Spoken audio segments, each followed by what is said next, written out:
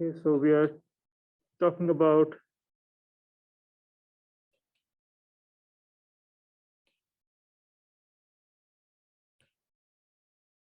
essentially pipes, but the thickness of the pipe is clearly very small compared to the radius of the pipe. So if thickness is t, and then r is approximately the radius, and that keeps changing in this case, r is much, much bigger than the thickness, then it's not considered as a hollow shaft, right? Hollow shaft as we've seen before, but it's considered a thin wall tube.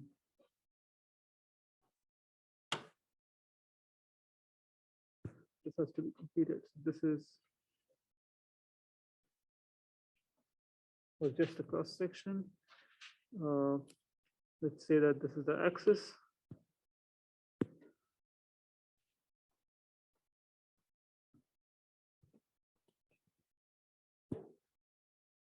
And apply a torque to it. And then let's just say that this is the z-axis.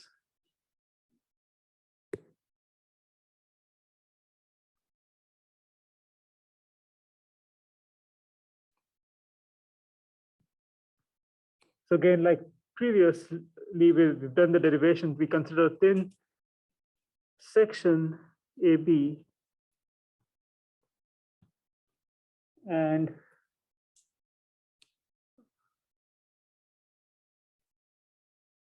so because of torque, it's going to have a shear stress, which is going to shear it from the plane. And so the forces, let's say, are FA, FB, and then this section is along the z-axis that I've shown.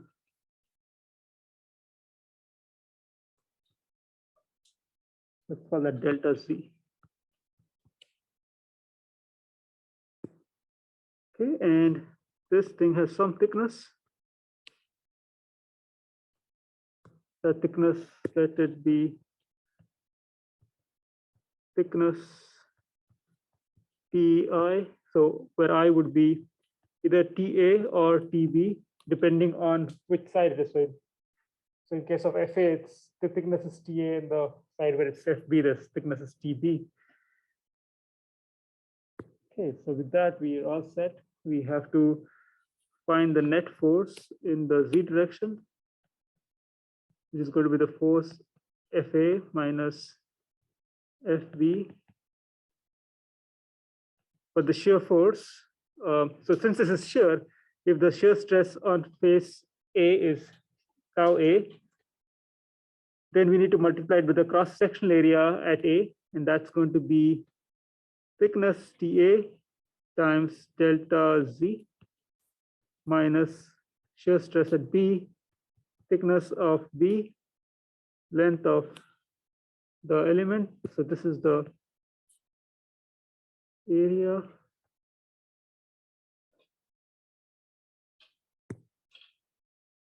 Okay, but this thing is in equilibrium, which means that the net force is 0. And so what we can do is from this expression get this expression, which is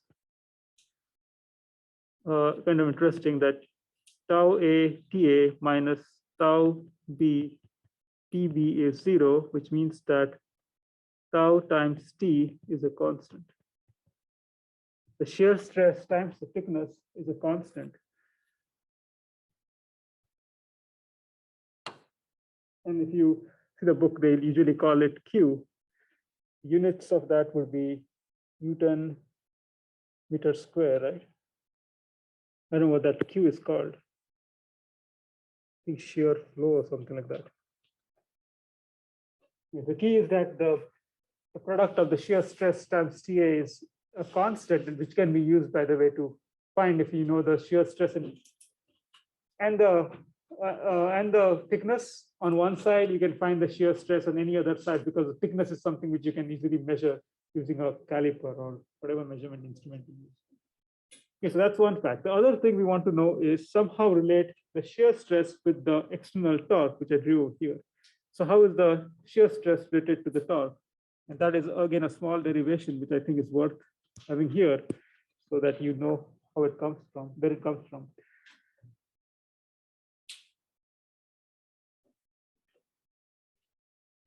Okay, so what we'll do is we'll consider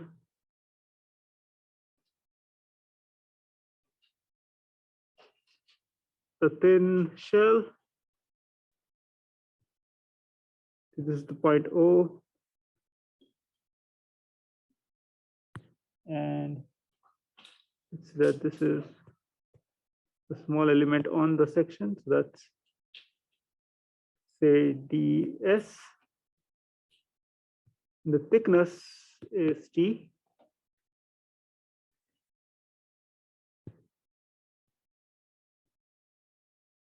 Let's say this is R. Okay, so what's happening here is the shear stress. So because there's a torque, the shear stress would be in this direction. Right?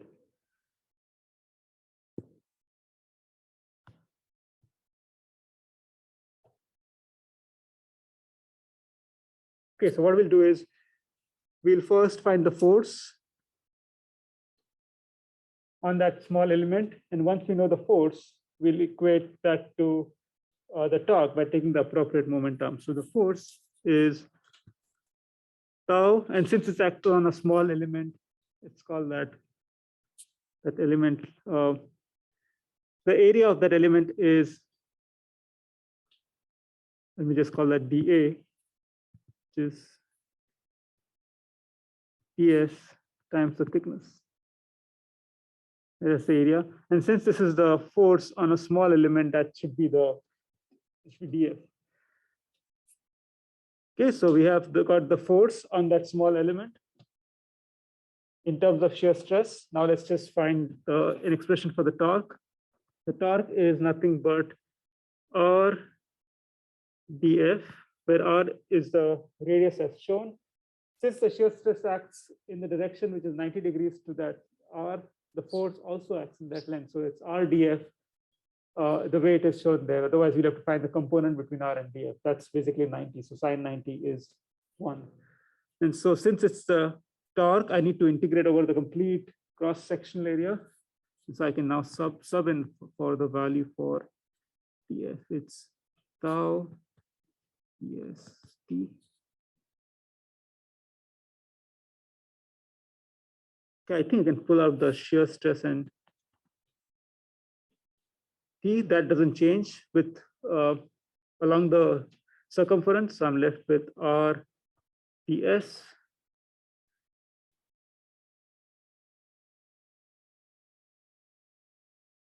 Okay, and R ds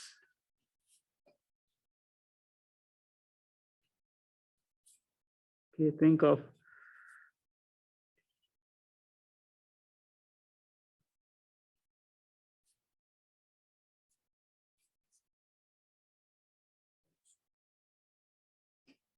R, this is ds.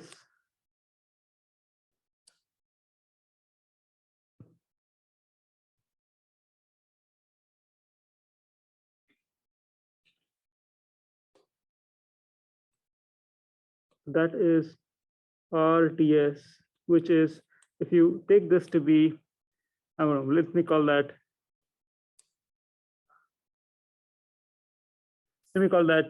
dA. Shouldn't be confused with that, such as dA bar.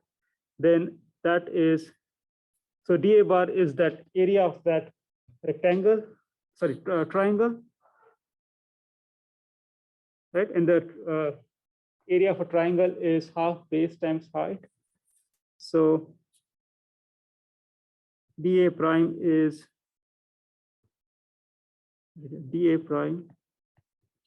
half the base, which is ds, times height, which is r. And so ds times r is 2 times dA. In other words, if you compute the area swept by the radius, that's basically the area. So I'm going to write this down and show you what this area is really. So this is T times 2 times A. Okay, so this cross-section area is,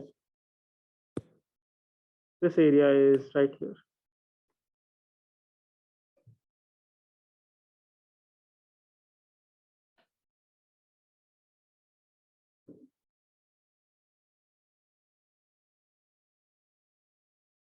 So area is the median, the area enclosed by the median line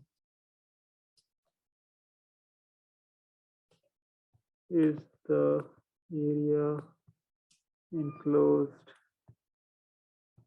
by the median line, or the one which is shown. Okay, so we have now a formula for torque or shear stress.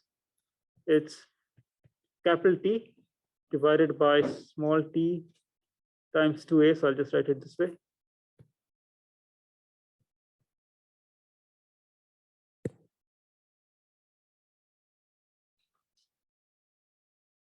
And then I won't derive this, but it's kind of straightforward to find the angle of twist. You go back to the formula which relates the shear stress with theta. And then you just have to matter of substituting this value for shear stress to compute theta in terms of torque. So theta comes out to be the torque, the length of the pipe or thin shell divided by 4 bulk modulus, the square of area times thickness.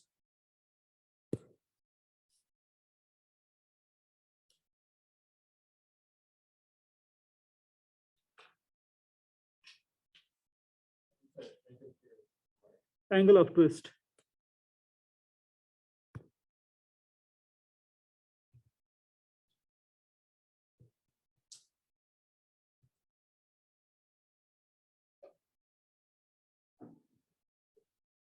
It's the angle by which that radius is rotated about.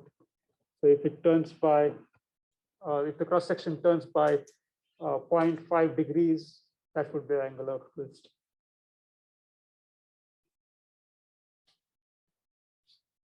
Okay, so that's thin shells. Now,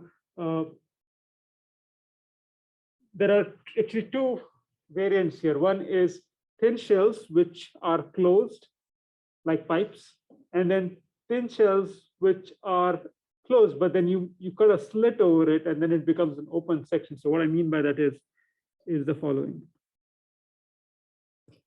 And they're important because I'll show you that the stresses in one of them are way higher than the stress in the other. So we talk about open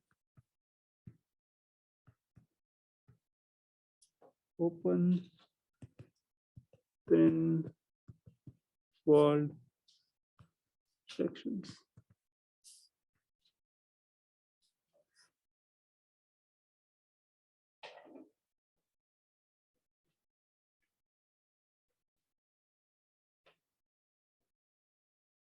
Okay, so this is a circle, but then what you do is you basically open it up by cutting a slit over it. And so it's actually a thin section, but it's open. The other ones, examples are the C section, the L section, the I, and these are common sections used in design. So I'm putting them down there. Okay, so here, let's say in particular, let's take the L, sorry, the I. If this is the length, and this is the thickness, let's call it C, or rather T. Yeah, this is just called C.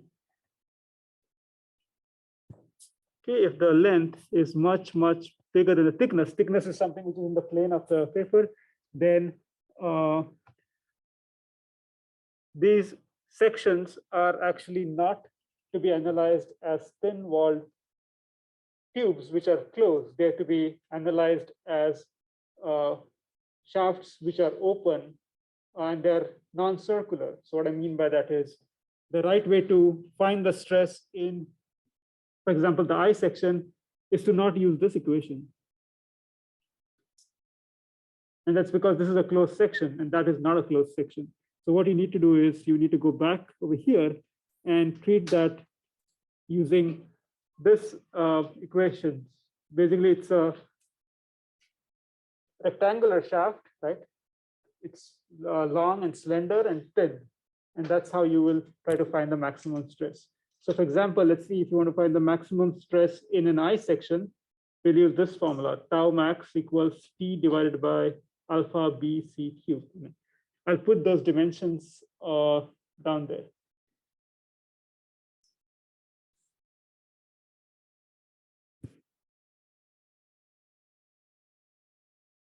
So let's take an I section.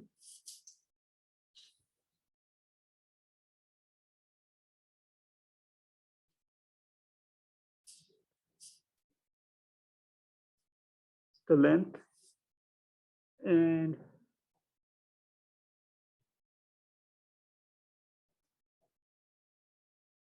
C is the width, C is the thickness. Okay.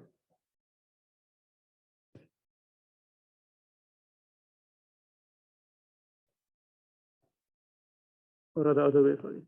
C, P.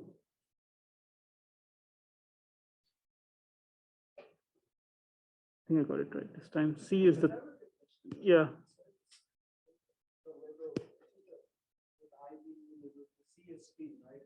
Yeah, this should be, I should call this P. And I should really call this, the C is now right, it's from that figure. So TC is the thickness. I think I'll use CB because that's how we analyze it. Okay, so for this beam, we have tau equals T divided by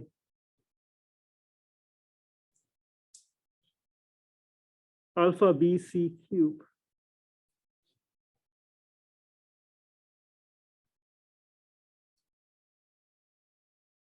C rectangular C.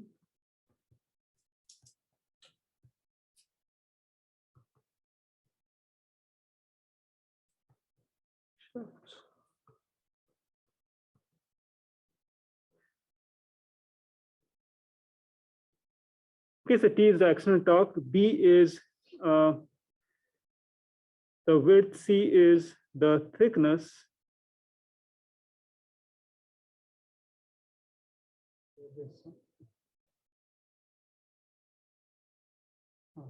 Hold on, I'm just go here. So if I look at this as an I beam,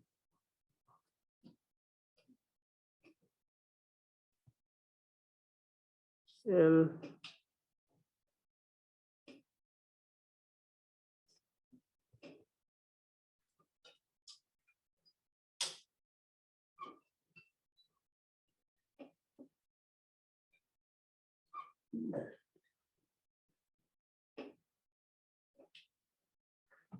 so the torque is applied about the torque is applied about along the length axis. Okay.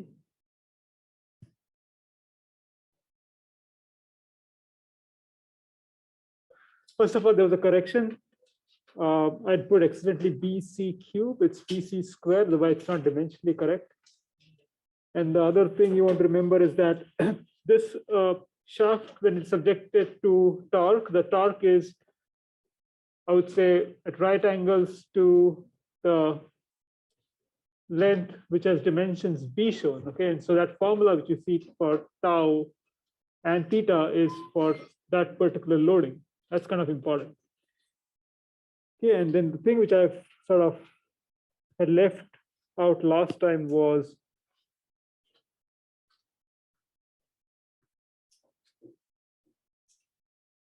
this part.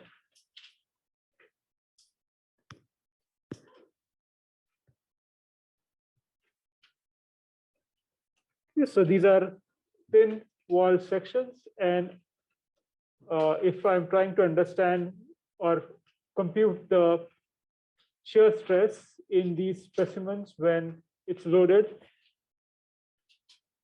I'm typically thinking of torque applied this way. Right, that's how these would be subject to torque, right? And so on. So in this case, for the I-beam, I'm assuming that the torque is applied this fashion.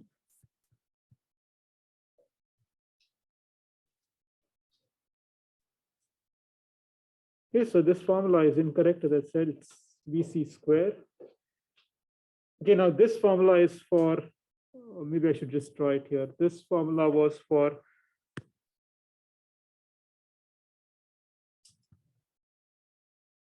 the dimensions, just draw it like so. This was B, and this was L, and the thickness was C.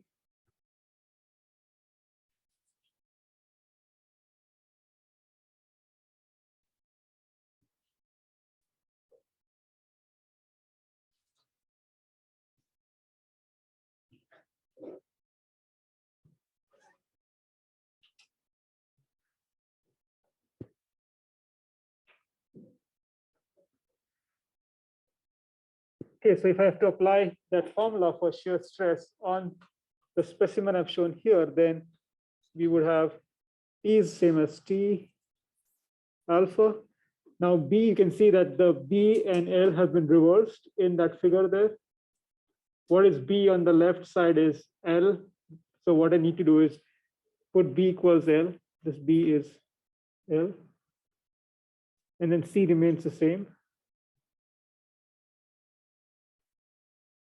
So that would be the shear stress in the I-beam. Yeah. So I'm just confused on how B is equal to L, because B is like, it's like swap. So like, It's swapped, yeah, that's exactly. okay, but which diagram are we looking at? So for here, I have the figure and I have a corresponding expression for shear stress.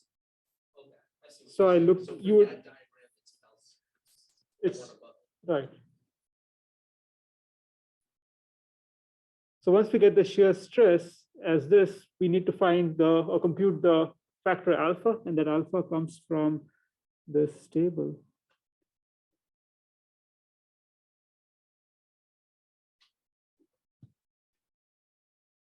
Okay, so we look at this table to compute alpha. Here we need to look at the ratio of B to C. Remember, B was L, so L divided by C. So L is the length and C is the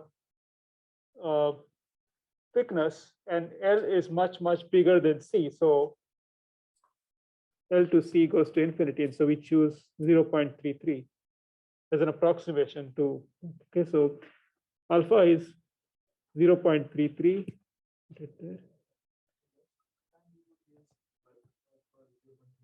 Right. Yes, otherwise you can just, if you're given the values for L and C, I would just put those values and see what you get for alpha, for a B ratio, the ratio of B to C, and then compute from the figure, from the table. So you'll just use that. Now, if it is not, let's say get 11 or 12, and 12 is not on the table, 10, it's in the 10. Then you can either interpolate, which is harder thing to do, or just take it to be one of those two, 0.31 or 0.33, it's fine. It won't change the answer by a whole lot.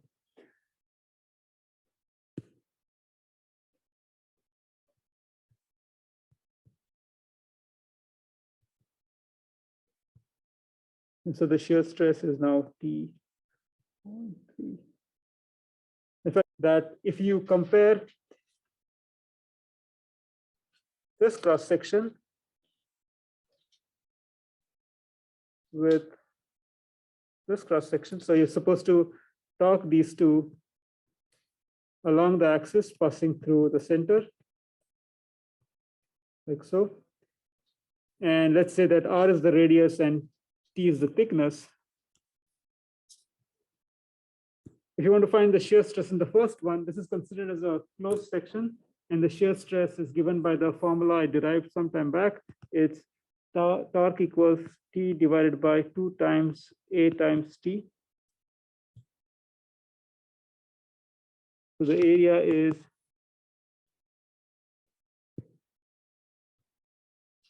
R.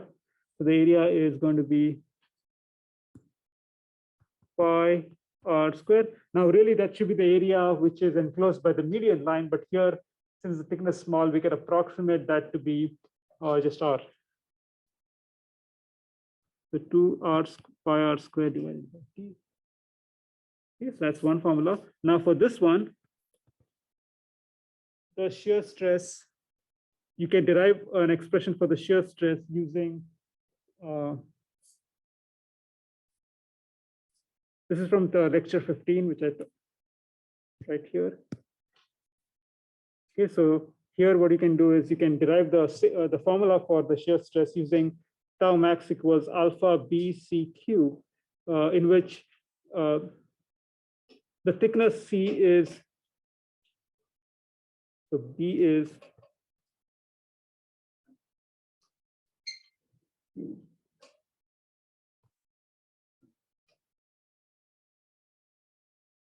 is it even right dimensionally? This is Newton meters divided by alpha meters meter cube.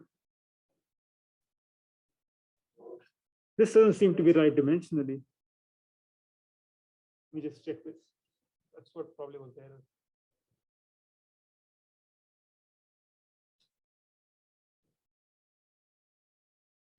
It's PC squared. It can't be, it's not dimensionally consistent.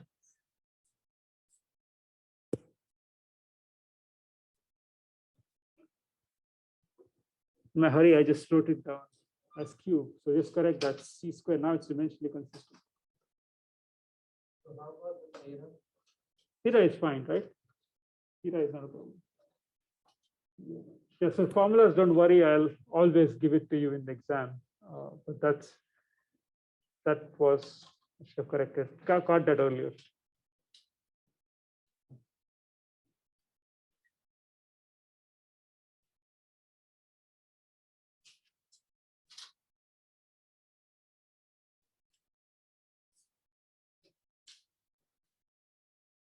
Okay, so what we need to do is if we want to find the,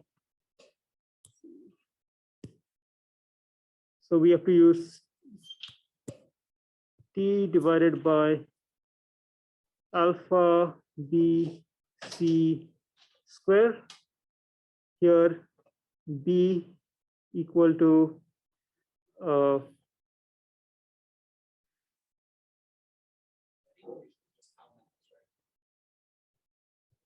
tau max, yeah. I'm just finding the max stress in both cases.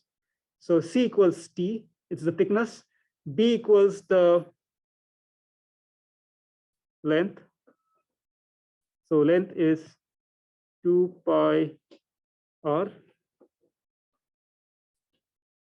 By length, I mean the circumference. This is 2 pi r.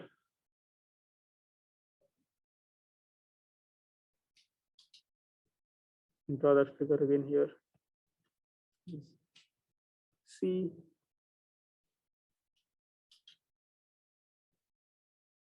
is B. And then we need to factor for alpha. So this is the table for alpha. We need to compute what is B divided by C. If B is approximately 2 pi r and C is the thickness, so we're looking at the ratio of r divided by 2 pi r divided by t,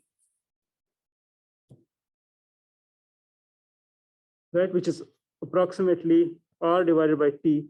And since the thickness is very small and the radius is comparatively large, that ratio tends to basically a big value. A big value here is infinity. And so we just stick with 0.33. If you were slightly off, let's say factor of 10 would just be 0.31. There's nothing, not a big change going from, let's say, 4 to 10 because factor changes by a small value. So I put it down on that page. So we can right? R divided by, so B divided by C is equal to 2 pi R divided by thickness, which is close to big number. We'll put infinity. So the factor alpha is 0.33 or 1/3. So we can, from this piece of information, we have T divided by alpha, which is 1/3. B is 2 pi R. C square is T square. And so this is 3T divided by 2 pi R T square.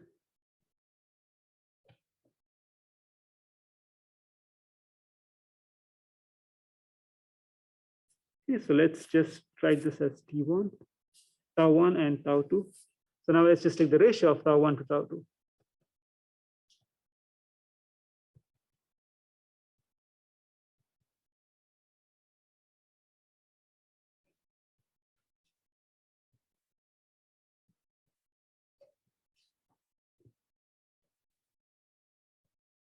Okay, so canceling t's, canceling pi's, we're left with r t square, which comes in the numerator, and then we have r square t.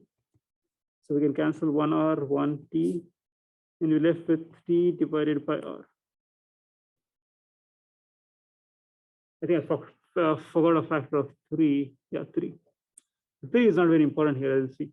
So tau1 by tau2 is T divided by 3R. So let's just make up some numbers. Let's say that the thickness is, I don't know, 1 mm, and the radius is 10 mm. It's not too off, right? 10 mm is 1 centimeter, and then 1 mm is 1/10 centimeter, which is kind of realistic values for a thin pipe. So if you put these values, you see that tau1 divided by tau2 equals 1 divided by 10, which is 0.1, which is saying that the shear stress in 1, which is a closed section, is 1/10 of the shear stress in an open section of the same dimensions. The only difference between section 2, the one below, the one above, is that there's a small slit. So you design the thing to be circular and then just put a slit. And then you see suddenly that the one which is closed is much more sturdier than the one which has a slit. The simplest way to demonstrate this is if you take a straw and you try to twist it, it's kind of resists, but now you put a slit on across it, and then you see that strength certainly has decreased, gone from what it was to almost nothing, because it's very easy to twist it. So that's the simplest example. Actually, I got the straws. You must have done that, and I don't know if you wondered about it, but that's the simplest example. Symbol them, yeah. No, you always want to have a closed section. Once you have a box is more sturdier than something which is open. So when you want to design things, you want to have them closed, never cut open anything. Even if you take a box, right? Like a box, this is very sturdy. The moment I put a slit on this, it becomes wobbly. And I think you can relate to that if you have cut open boxes. In particular, you'll see that they start becoming very sluggish. So always have closed sections. Don't cut and open them, especially for torsions. They have poor capabilities to carry it off. Then there's another one which I'll skip. But if you do the same calculation for angle of twist, so angle of angle of twist. So if I twist this there's a torque and I'm twisting this, the angle by which it rotates is the angle of twist. Now this is made to move, but if it's a shaft, then it won't move, right? So if you take the same calculation with theta, angle of twist, you'll see that the angle of twist for the open section is like 300 times the angle of twist for the closed section, which means that an open section will twist a whole lot than a closed section, and so you don't want to open it up. Let me summarize this. This is like a key thing which comes straight from a very simple formula in the book, that is open sections are weaker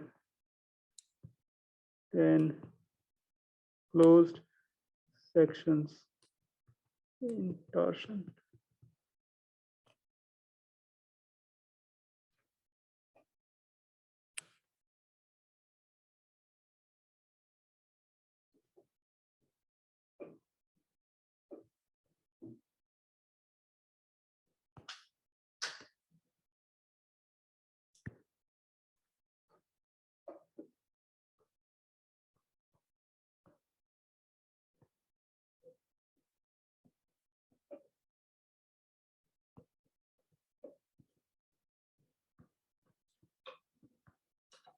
Okay, so with that, let's see how we can apply the formula for torsion shear stress in a closed section. So here is a problem.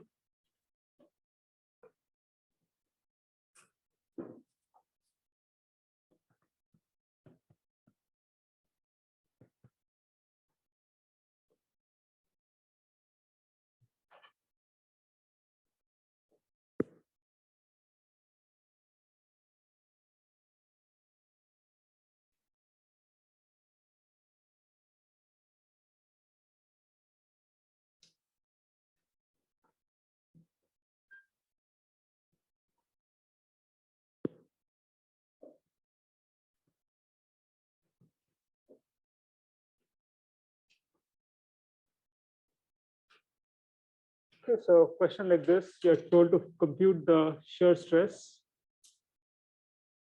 when it's subjected to a torque of here 24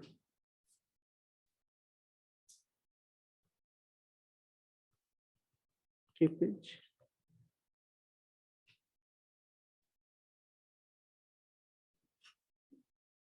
Okay, and then the formula for computing the shear stress in a closed pin section is P divided by 2 times AT.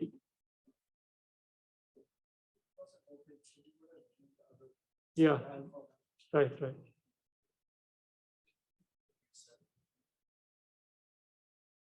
Oh, so but what I just said to him.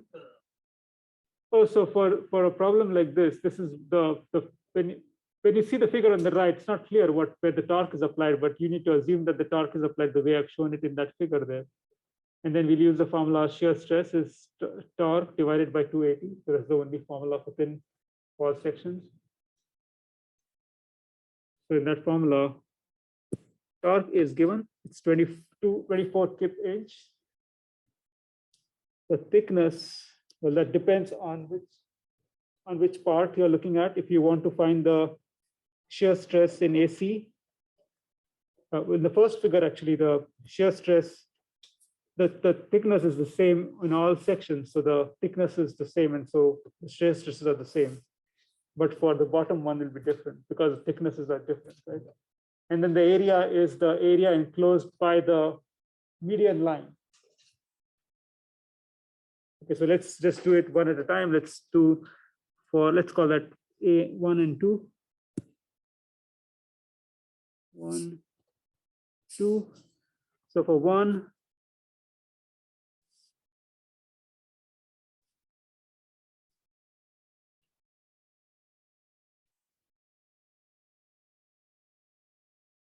draw the median line.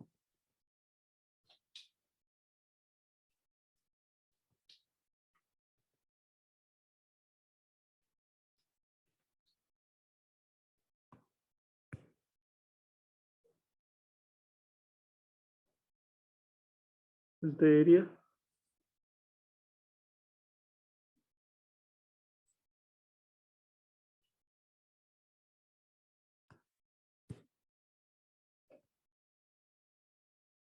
Okay, which means we need to figure out the dimensions. So the length and the height. Okay, so let's do that from the figure. So 4 inches is the length, but that doesn't include the 0.16, which I need to subtract out. So I need to subtract 0.08 on the left side, 0.08 on the right side. So this is 4 minus 0.08 minus 0.08. right? Because there's 0.0 on the left, 0.08 on the right, so I need to subtract it. And then for the top one, I have 2.5 minus the same thing, 0.08 for the top and 0.08 for the bottom.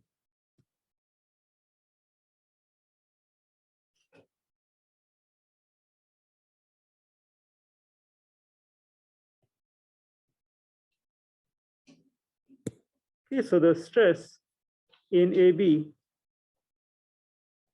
is going to be the shear stress in BD, which is going to be the shear stress in DC, because all of them have the same thicknesses. So that's going to be 24. I'll preserve the units. I won't convert that to 1,000. I won't write times 1,000 because I'll get the shear stress in skips, similar units as skips. And then 24 divided by 2 times the area. What's that point? 3.84. This is 2.34. So 3.84, 2.34.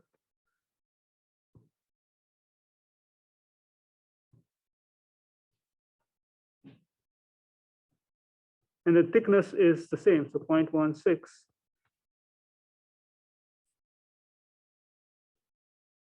So it's 8.35. The units in IPS units for shear stress is KSI.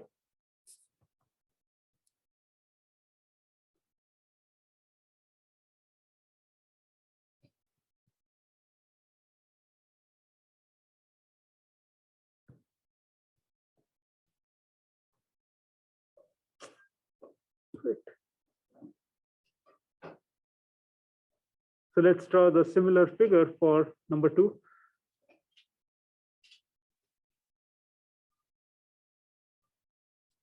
It's slightly thicker on the right and top and bottom.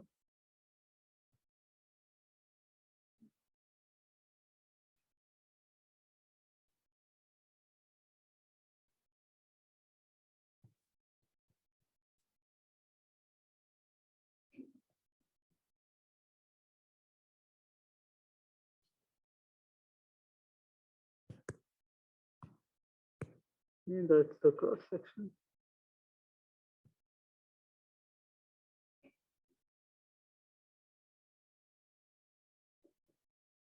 So the area is this. Okay, so now let's find the area. For that, we need to get the dimensions of the height and the length. So the height is 2.5 minus, so it's 0.12 on the top, so it's going to be 0.06. That's the median line from the top, and then it needs to be subtracted, and the bottom it's 0.2, so 0.1. So if you do the math on this, it turns out that it's the same answer as before. It's 2.34, right? Because we're subtracting 0.16 like before. So this is 2.34, and then this is 4 minus. So on the left side we have 0.12, so 0.06.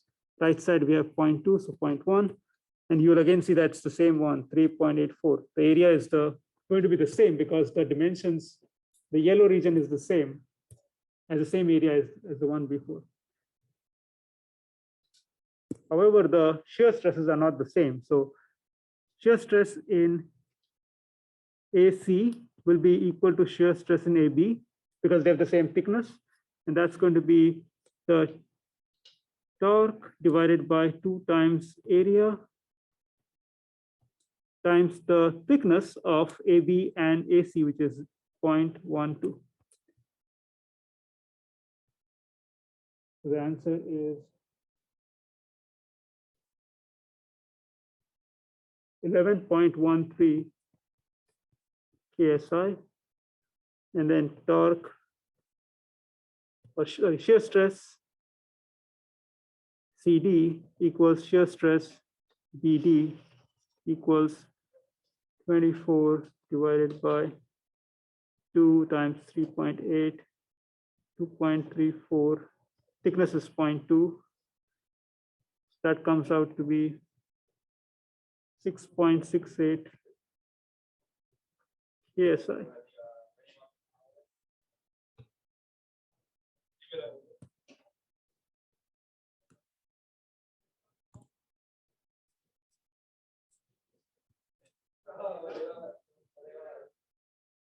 Okay, so what's interesting is that the areas are the same, but by decreasing the thickness, you're basically increasing the stress, right? So the stress is the maximum in here, where the thickness was the minimum, and the shear stress is the minimum, which is 6.68, where the thickness was the maximum. So you generally want to have a thicker sections, but thicker sections mean that you have more material, which makes the thing more heavier. Okay, so I'll stop here. I'll see you on Wednesday.